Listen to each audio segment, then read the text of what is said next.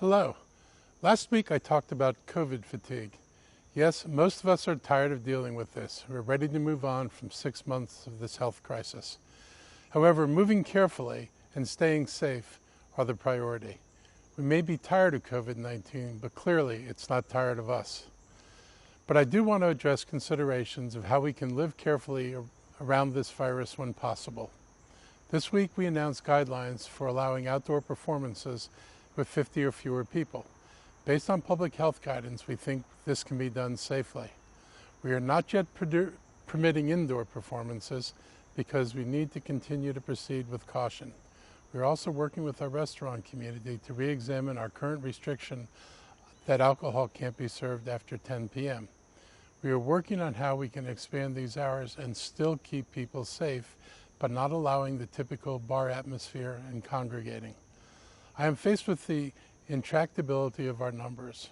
While we have had momentary dips in our numbers, they do not stay down. In fact, recently they've begun to climb again, and our public health experts have shown the increase in positive cases in the days following Labor Day weekend and the state going into stage 3, which began the Friday before Labor Day. Some of that increase may also come from general COVID fatigue. On the screen is a chart that shows our numbers going back up. This is worrisome for me because we like to see a downward trend on numbers, and right now the line is headed in the wrong direction.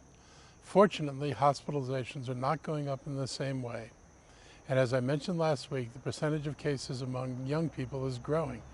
50% of new cases are in the ages 30 and under. And while young people may not get as sick with the virus, they do get sick, and they definitely do pass it on. We are trying to do what we can to reduce the spread. In addition to face covering and physical distancing, testing is an important component to slowing the spread.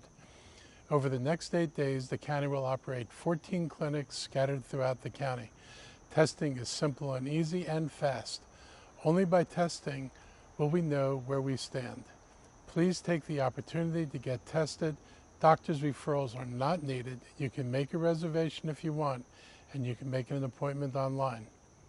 This week we contracted with a new lab to conduct our tests. Scion Diagnostic has been conducting the tests on an interim basis and will now be conducting all of our tests. We have been pleased with their work so far and have confidence in the testing process going forward.